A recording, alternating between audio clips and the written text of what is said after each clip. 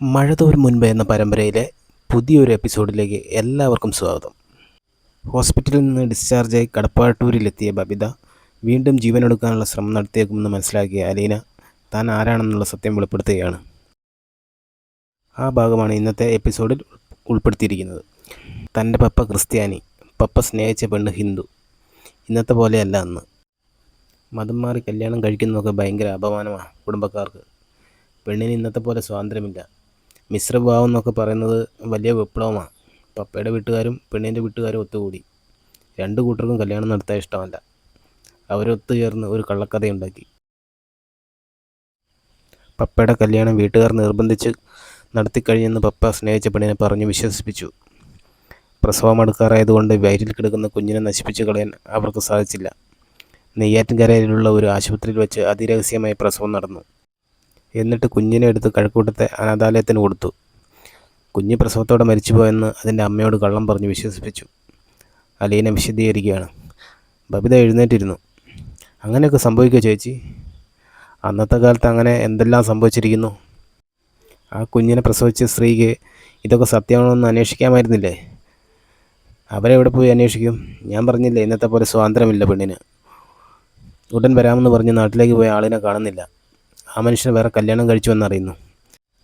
അച്ചടിച്ച wedding card കാണിക്കുന്നു. വ്യക്തമായിട്ട് വേറെ എന്തൊക്കെയോ തെളിവുകൾ. ഒരു പെണ്ണിനന്ന് അതെല്ലാം വിശ്വസിക്കല്ലാതെ എന്ത് ചെയ്യാൻ കഴിയും? കുഞ്ഞ് ജീവിച്ചിരിപ്പുണ്ടോ എന്ന് അന്വേഷിക്കാമായിരുന്നില്ലേ? ബബിത ചോദിച്ചു. മരിച്ചു പോയെന്നാണല്ലോ അറിഞ്ഞത്. സ്നേഹിച്ചു വിശ്വസിച്ചവൻ ചതിച്ചു. വേറെ കല്യാണം കഴിച്ചുവെന്ന് അറിഞ്ഞപ്പോഴത്തെ ഷോക്ക് മാറിയിട്ടില്ല. ഹോസ്പിറ്റലിൽ വച്ചാൽ പ്രസവം നടത്തിയത്. അന്നത്തെ കാലത്ത് ഡോക്ടർക്കും നഴ്സുമാർക്കും പൈസയൊക്കെ കൊടുത്ത് എല്ലാം രഹസ്യമായിട്ട് ഏർപ്പാടാക്കി. ഹോസ്പിറ്റലിൽ കിടന്ന ആൾക്ക് അവിടെ നിന്ന് ഇറങ്ങിയപ്പോഴെങ്കിലും അന്വേഷിക്കാമായിരുന്നില്ലേ? ബബിത ചോദിച്ചു. അന്വേഷിച്ചു. പെണ്ണിൻ്റെ വീട്ടിൽ ചെന്നപ്പോൾ വീട്ടുകാരെ ആട്ടി ഓടിച്ചു. പെണ്ണ് അവിടെ ഇല്ല. വടക്കേ ഇന്ത്യയിൽ എവിടെയോ മാറ്റി താമസിപ്പിച്ചിരിക്കുക. 1.5 വർഷം കഴിഞ്ഞപ്പോൾ അറിഞ്ഞു അവരെ വേറെ കല്യാണം കഴിപ്പിച്ചു എന്ന്. പിന്നെ എന്ത് ചെയ്യാനാ? ആ കുഞ്ഞിൻ്റെ കാര്യം എന്തായി? ബബിത ഒന്നും ഓർക്കാതെ ചോദിച്ചു. അതല്ലേ മോളെ ഞാൻ ആ കാര്യം വിട്ടുപോയി, അവൾ ചെറിയ ചമ്മലോടെ പറഞ്ഞു. അന്ന് മുതൽ അലീന ചേച്ചി അനാഥാലയത്തിലാണ്. 23 വർഷം. ഈ കഥയൊക്കെ അലീന ചേച്ചി എങ്ങനെ അറിഞ്ഞു? അനാഥാലയത്തിലായിരിക്കുമ്പോഴേ അറിയുമായിരുന്നോ? ഇല്ല, എനിക്കൊരു അമ്മയുണ്ടെന്ന് മാത്രം അറിയായിരുന്നു. കുറേ കാര്യങ്ങളൊക്കെ അച്ഛൻ പറഞ്ഞിട്ടാണ് ഞാൻ അറിഞ്ഞത്. ബാക്കി പപ്പയും പറഞ്ഞു. ഇതൊരു മുത്തശ്ശി കഥ പോലുണ്ടല്ലോ ചേച്ചി, വിശ്വസിക്കാൻ പ്രയാസം. അച്ഛനെങ്ങനെ അറിഞ്ഞു അലീന ചേച്ചിയുടെ കഥ? അതാ എനിക്കിപ്പോൾ അതിശയം. അച്ഛൻ അന്വേഷിച്ചു, കണ്ടുപിടിച്ചു. പക്ഷേ അലീന ചേച്ചി, ഞാനൊരു കാര്യം ചോദിക്കട്ടെ? എൻ്റെ സംശയത്തിന് മറുപടി കിട്ടിയില്ലല്ലോ. അലീന ചേച്ചിയുടെ പപ്പയുടെ പേരെന്താ പറഞ്ഞത്?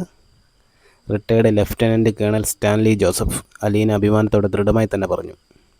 ആയിക്കോട്ടെ, അലീന ചേച്ചിയുടെ പപ്പ അതാണെന്നും അലീന ചേച്ചി ആ ആളിൻ്റെ കൂടെയാണെന്നും ഞങ്ങൾ അറിഞ്ഞാൽ എന്താ കുഴപ്പം? നീയോ കൃഷ്ണമോളോ അറിഞ്ഞാൽ കുഴപ്പമില്ല, പക്ഷേ അമ്മ അറിയരുത്. എൻ്റെ അമ്മയോ? അറിഞ്ഞാലെന്താ? അമ്മ അറിഞ്ഞാൽ എല്ലാം തകരും മോളെ.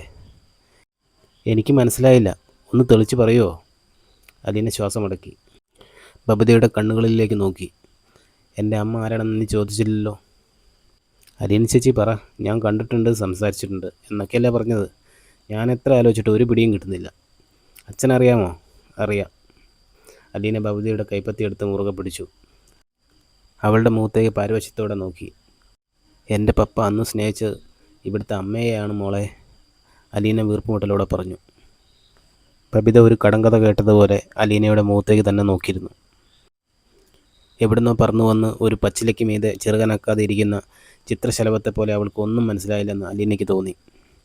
നിന്നെ പ്രസവിച്ച അമ്മ തന്നെയാണ് എന്നെയും പ്രസവിച്ചത്.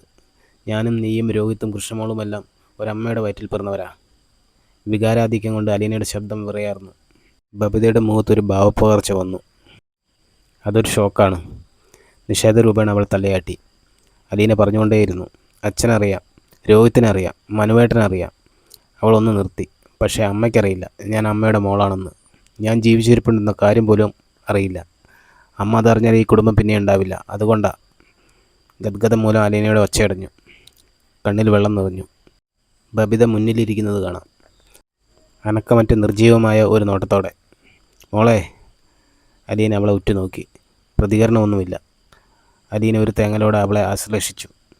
ബബിത വാടിപ്പോയെന്ന് അവൾക്ക് തോന്നി. അലീനയുടെ കരവലയത്തിനുള്ളിൽ അവൾ തളർന്നു കിടന്നു. ഈ എപ്പിസോഡിൻ്റെ അടുത്ത ഭാഗം അടുത്ത വീഡിയോയിൽ തുടരുന്നതായിരിക്കും. വീഡിയോ ഇഷ്ടപ്പെട്ടാൽ ലൈക്ക് ചെയ്യാനും സബ്സ്ക്രൈബ് ചെയ്യാനും മറക്കരുതേ.